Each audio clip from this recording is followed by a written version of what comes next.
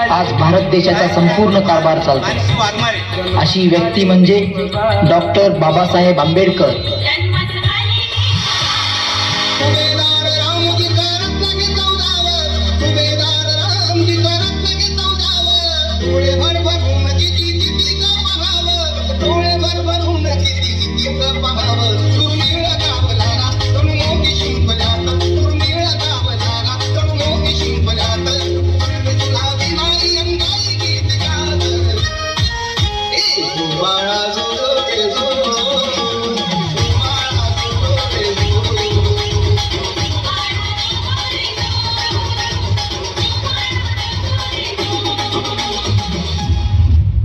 हा खालच्या जातीचा म्हणजे तो गुलाम आणि तो वरच्या जातीचा म्हणजे तो मालक।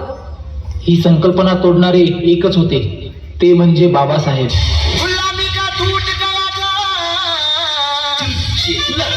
गुलामी का टूट गया